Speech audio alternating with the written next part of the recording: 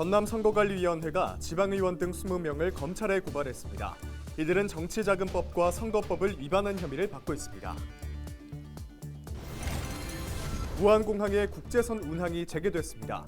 베트남과 일본, 태국 등 8개 노선이 국토부 승인을 앞두고 있습니다. 여순 사건 74주기를 앞두고 정부가 희생자와 유족 259명을 공식 인정했습니다. 사건 진상규명과 명예회복을 위한 전망과 과제를 짚어봅니다. 민선 8기가 시작된 지 어느덧 100일을 맞았습니다. 그동안 목포시가 거둔 성과와 미래 청사진을 들어봤습니다.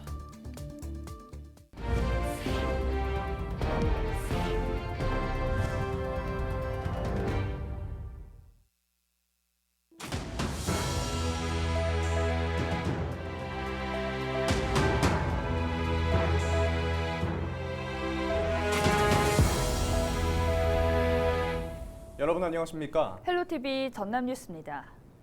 전남선거관리위원회가 지난 6일 지방선거와 관련해 정치자금법과 선거법 위반 혐의로 지방의원 3명을 검찰에 고발했습니다. 이와 함께 선관위는 지방의원의 배우자와 회계 책임자, 선거사무원 등 5명과 낙선한 후보 등 12명도 검찰에 고발했습니다. 이들 가운데 일부는 선거비용 제한액의 0.5% 이상을 초과해 지출했거나 선거 사무 관계자에게 추가로 현금을 지급한 혐의 등을 받고 있습니다. 정치자금법과 선거법 위반으로 현역 의원이 벌금 100만 원 이상을 받거나 배우자 등이 300만 원 이상이 확정되면 직위를 잃게 됩니다. 무안공항의 국제선이 조만간 다시 운영될 전망입니다. 전남도에 따르면 베트남과 일본, 태국 등 3개국을 오가는 국제선 8개 노선이 국토교통부 승인을 앞두고 있습니다.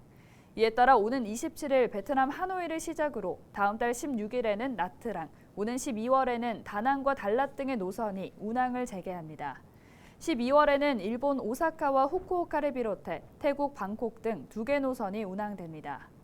무안공항 국제선은 코로나19 유행으로 2년 4개월 만인 지난 7월 운항을 재개했지만 휴가철이 끝나자 다시 중단됐습니다.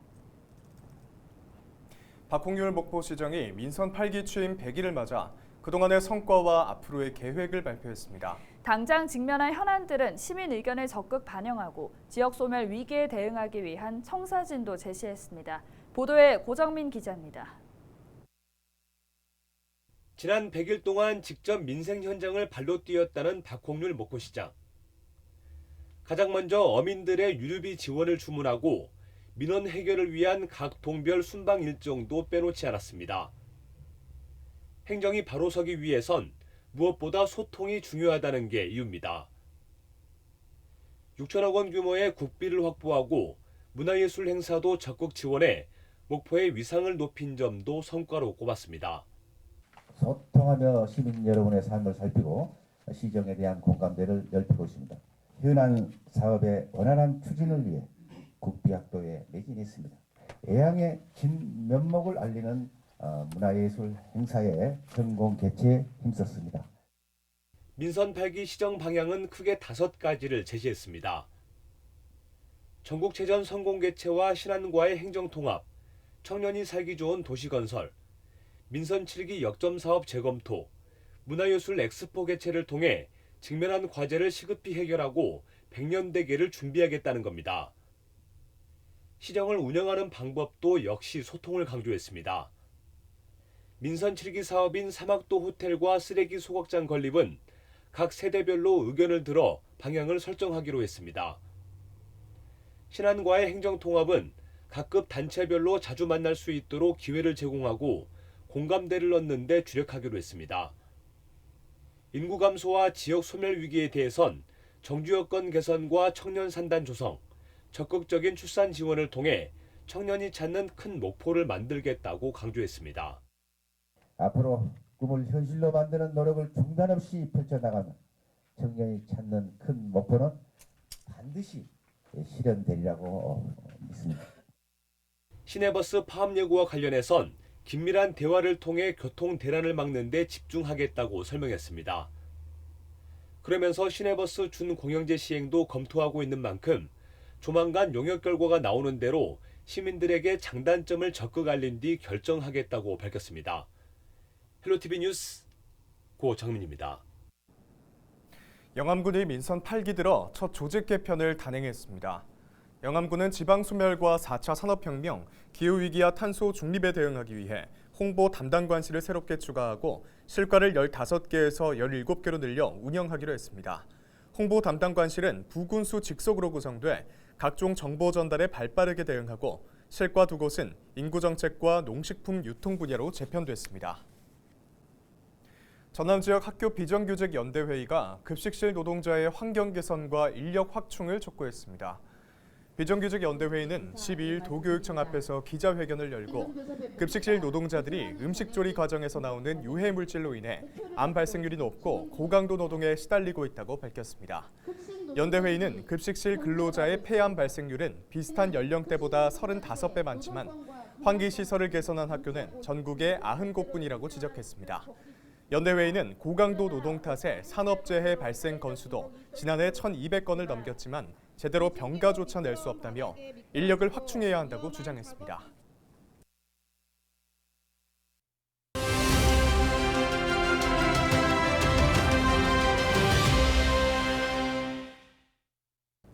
오는 19일 광양에선 여순사건 74주기 추념식이 열립니다. 정부는 74주기를 앞두고 1차적으로 여순사건 희생자와 유족 259명을 인정했는데요. 보도국 연결해서 여순사건 진상규명과 명예회복을 위한 전망과 과제를 짚어보겠습니다. 서경 기자, 내용 전해주시죠. 한덕수 국무총리 주재로 여순 11구 사건 진상규명 및 희생자 명예회복위원회가 열렸습니다. 이 자리에서 정부가 사상 처음으로 여순 사건 희생자와 유족을 공식 인정했는데요. 1차로 규명된 희생자는 45명이고요. 전원 사망자입니다. 유족은 214명이 결정됐는데요. 희생자의 배우자 1명, 자녀와 증손 등 190명, 형제자매 18명, 사촌인의 혈족 4명이 각각 이름을 올렸습니다. 전국유족총연합은 이후 조사와 심의 확정도 빠른 시일 내에 이루어졌으면 하는 바람을 전했습니다. 네, 국무총리 소속 여순사건 명예회복위원회가 이 진상규명 조사 개시도 결정했다고요? 특별법상 진상규명 조사는 2년 동안만 진행할 수 있습니다. 명예회복위원회와 실무위원회, 시군 관계자가 합동조사단을 꾸려서 직권으로 조사를 하게 됩니다. 직권조사는 만약 희생자의 형무소 기록물 중에 또 다른 희생자의 인적사항이 확인됐다고 하면 위원회 직권으로 전체 기록을 열람하고 현장과 유족 조사를 진행해서 사건의 정확한 진상을 규명하게 됩니다. 이 조사를 마치면 진상규명 보고서 작성 기획단의 최종 보고서가 나오게 되는데요. 이 보고서가 여순 사건의 시작부터 끝을 담은 백과사전이라고 보면 됩니다. 직권조사가 실효성 있게 이루어지기 위한 과제도 남아 있는데요. 여순 11구 범국민연대 대표 이야기 잠시 듣겠습니다. 여순사건위원회에는 전문조사관이 4명밖에 없습니다. 여순사건도 제주 4.3과 같이 동일하게 전문요원 5명, 조사요원 15명 정도 기본적으로는 확충이 되어야 직권조사 명령을 내리더라도 이 조사가 그나마 제대로 이루어지는 거거든요. 전문요원, 조사요원을 더 인원을 확충하는 거, 그래서 직제를 지금 빨리 제대로 만들어내는 거, 이것이 제일 중요합니다. 네, 그렇다면 서경 기자, 현재까지 피해 접수는 얼마나 이뤄졌나요? 여순 사건 피해자는 12,000여 명이 넘을 것으로 추산되지만 현재까지 접수된 건 3,400여 건에 그쳤습니다. 이마저도 특별법에 명시된 피해 접수 기간이 내년 1월 20일까지여서 3개월밖에 남지 않았는데요. 유족들이 고령인데다 타 지역에 거주하고 있는 분들도 상당한 만큼 특별법을 개정해서 피해 접수 기간을 늘려야 한다는 의견이 모아졌고요. 개정안에 포함될 것으로 예상됩니다.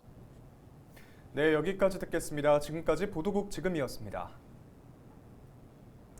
계속해서 다음 소식입니다.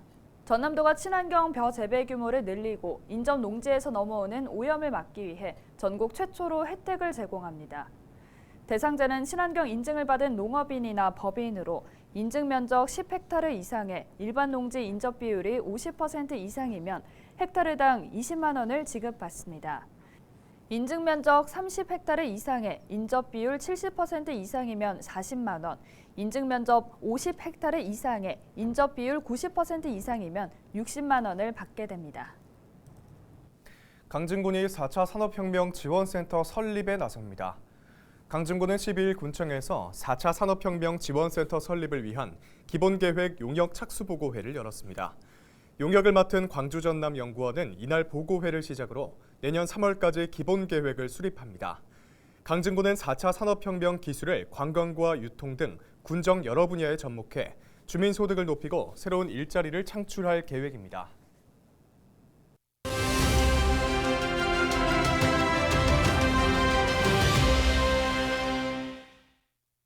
도로교통법 개정으로 운전자의 보행자 보호 의무 조항이 강화됐죠. 이제 계도 기간이 종료되고 12일부터 본격적으로 단속에 들어가는데요. 어떤 점이 달라졌는지 이야기 나눠보겠습니다. 전남경찰청 교통과 노시훈 경위 전화 연결돼 있습니다. 네, 운전자의 보행자 보호 의무 조항이 강화됐는데 먼저 어떤 점이 달라졌는지 자세히 설명 부탁드립니다. 시행은 지난 7월 12일부터 시행되었으나 단속은 3개월의 계도 기간이 지난 후인 10월 12일부터 시행되는 것입니다. 개정되기 전 도로교통법에는 보행자가 횡단보도를 건너고 있는 경우에만 운전자는 일시정지 의무가 있었으나 새로 시행된 도로교통법에는 보행자가 횡단보도를 건너려고 하는 경우에도 운전자에게 일시정지 의무를 부과함으로써 보행자에 대한 보호 의무를 좀 더 두텁게 한 것입니다. 좀 더 쉽게 설명하자면 보도에서 사람이 건너려고 서 있는 경우 운전자는 일단 멈췄다가 확인을 하고 가야 한다는 것입니다.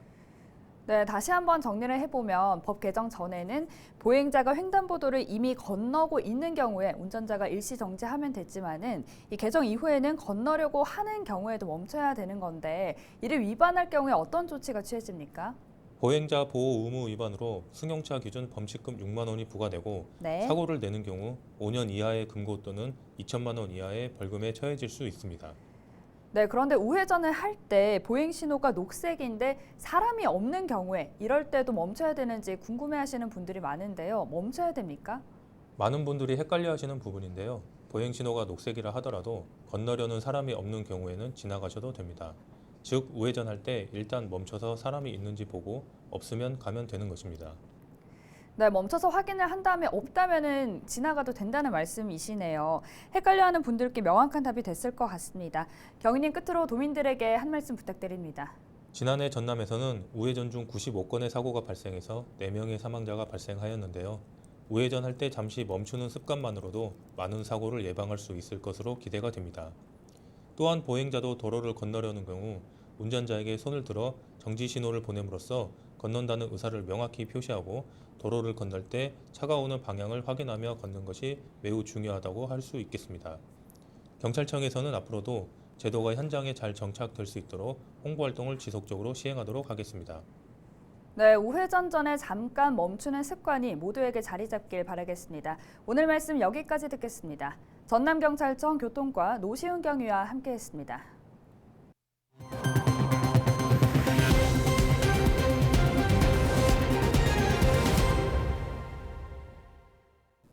산악자전거 아시아 선수권 대회가 오는 19일부터 닷새 동안 순천 용계산 MTB 경기장에서 펼쳐집니다. 2022 순천 아시아 산악자전거 챔피언십은 우리나라와 일본, 태국과 홍콩, 베트남 등 16개국 300여 명의 선수단이 참가할 예정입니다. 경기별 코스는 크로스컨트리 올림픽 경기 4.3km, 팀 릴레이 경기 3.8km, 일리미네이터 경기 0.9km, 다운힐 1.3km로 구성됐습니다. 이번 대회에서 가장 좋은 기록을 세운 선수에겐 2024년 파리올림픽 산악자전거 경기 출전권이 부여되며 세계 랭킹 순위에 반영됩니다.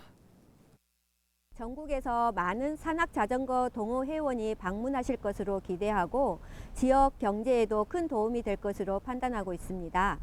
또한 이번 대회를 위해 아시아 사이클 연맹에서 공인한 MTB 경기장을 용계산 일원에 조성하여 향후 국내외 경기대회 유치와 함께 국내외 선수들의 전지훈련 장소로도 활용될 수 있을 것으로 기대하고 있습니다. 이상으로 뉴스를 마칩니다. 함께해 주신 여러분 고맙습니다.